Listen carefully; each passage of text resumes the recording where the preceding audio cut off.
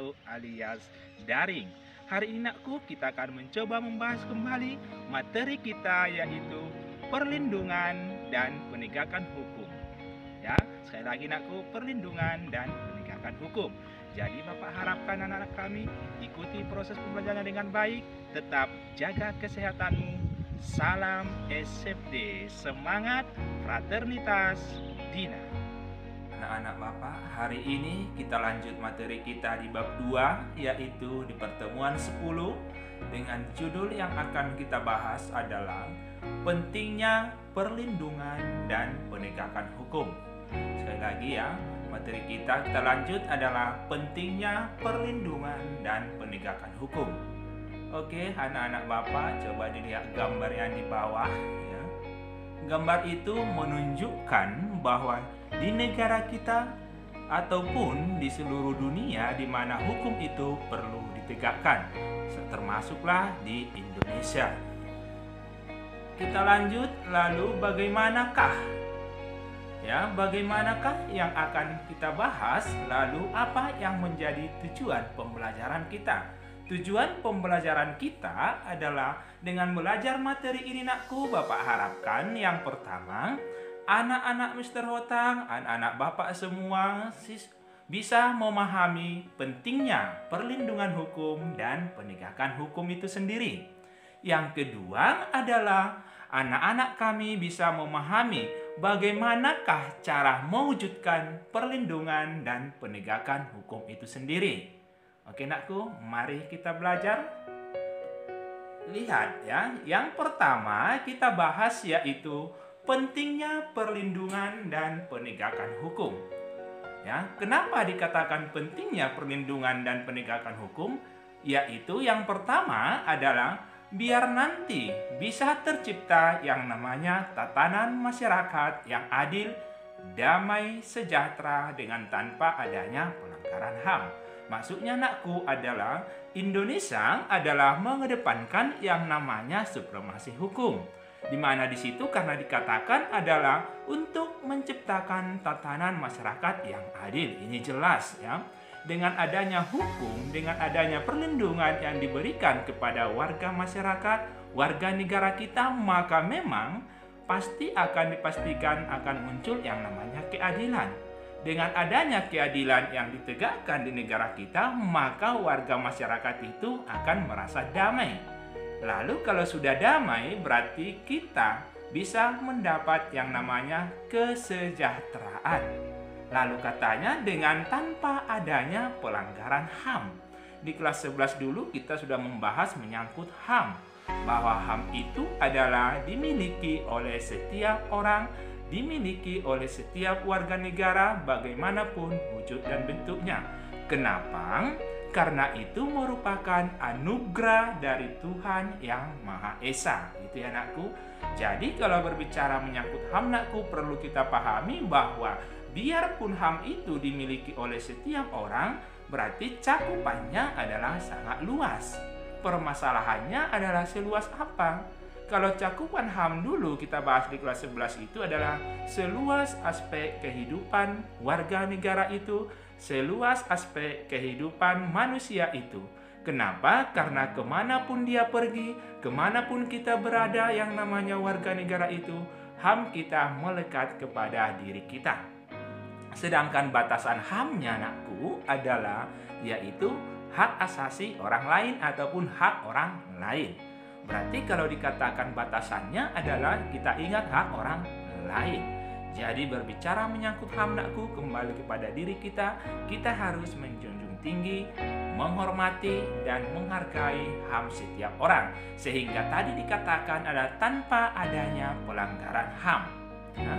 Lalu kita lihat yang kedua. Yang kedua adalah yaitu tegaknya supremasi hukum. Ya. Pentingnya perlindungan hukum dan penegakan hukum yang kedua adalah tegaknya supremasi hukum.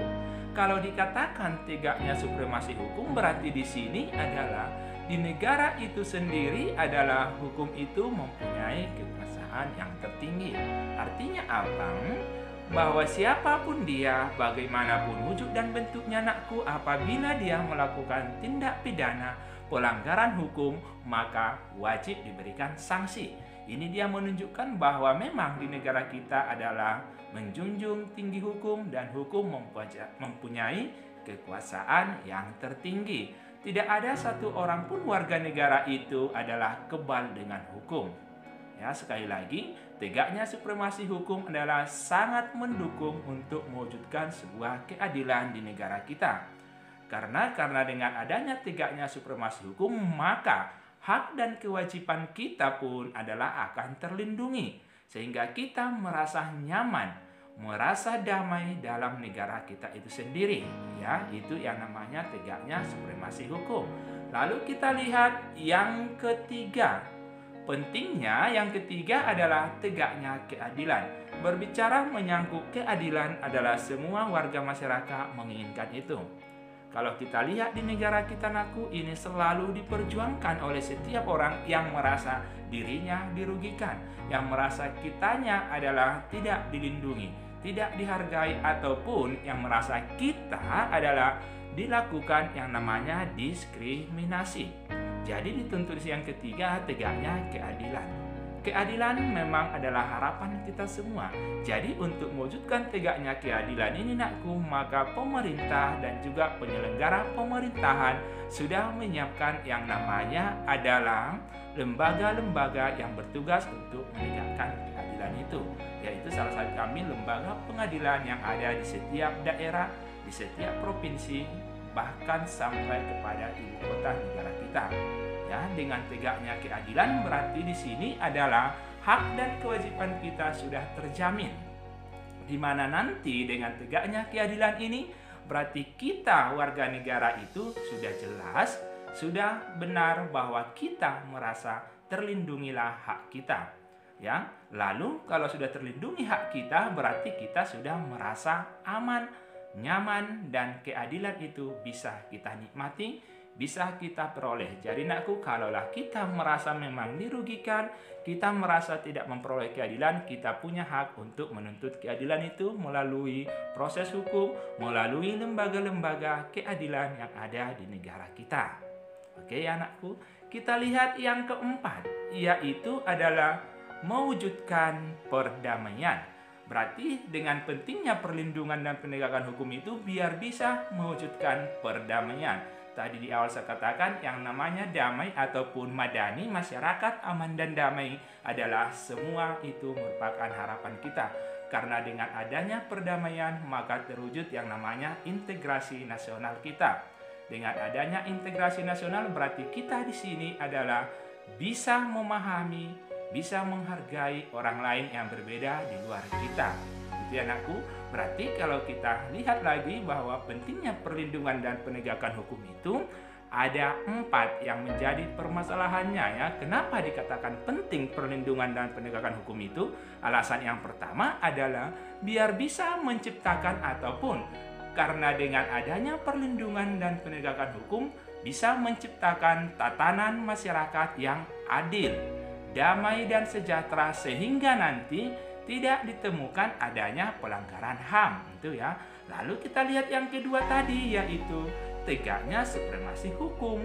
Yang ketiga adalah tegaknya keadilan dan yang keempat adalah mewujudkan perdamaian. Jadi itu ya anakku yang menjadi permasalahannya pentingnya perlindungan dan penegakan hukum. Jadi kalau ditanya orang nanti apa sih pentingnya perlindungan dan penegakan hukum itu sudah bisa kita pahami. Lalu kita lihat ada di bawah di situ ya.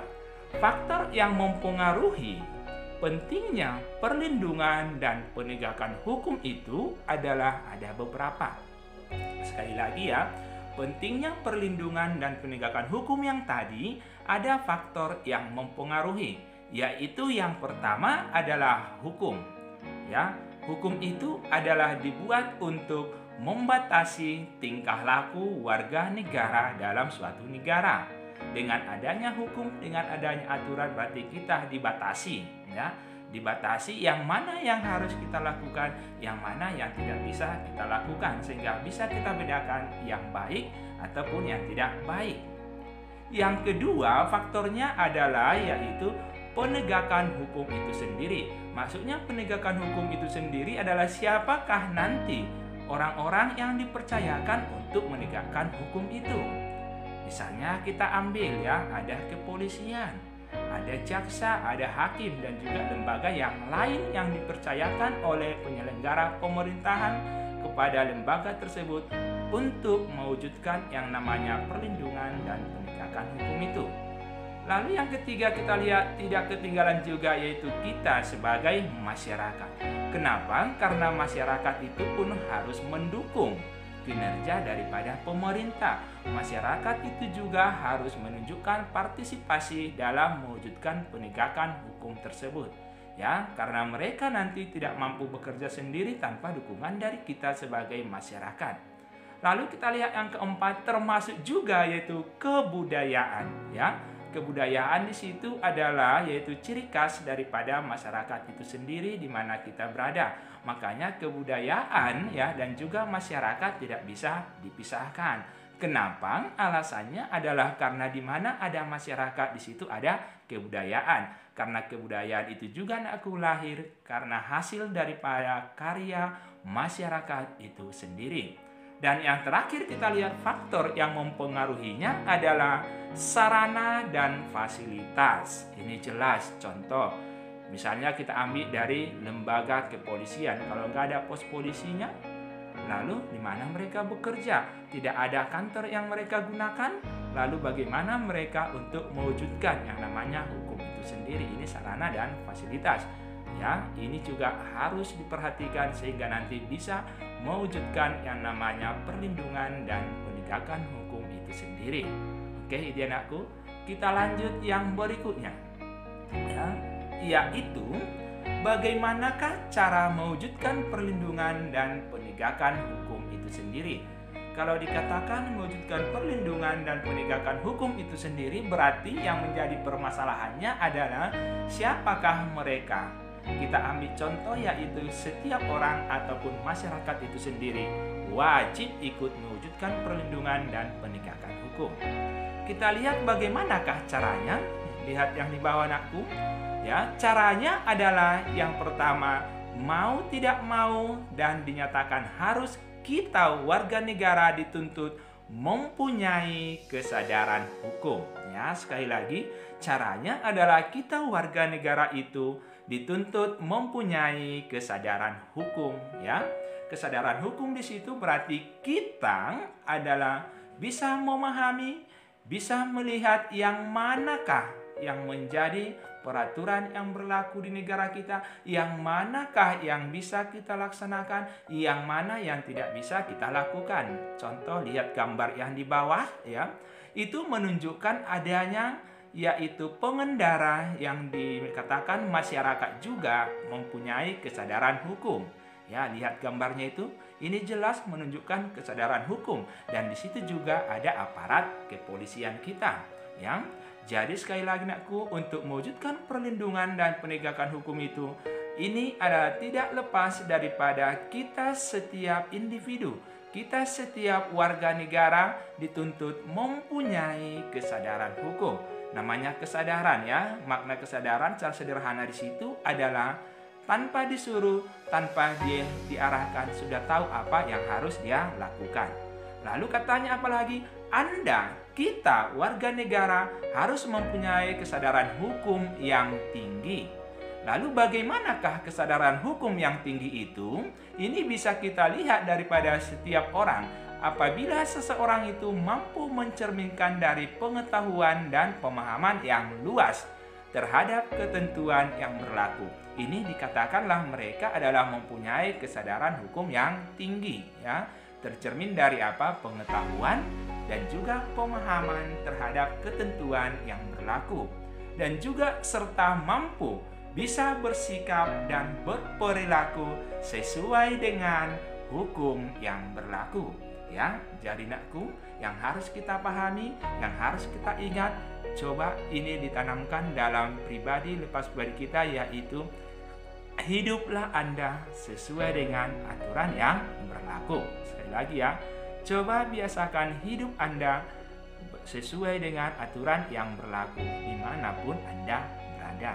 Oke anakku, demikian proses pembelajaran kita. Jadi untuk tugas anakku, Bapak akan share di Google Classroom. Dan tolong jangan dibiasakan terlambat.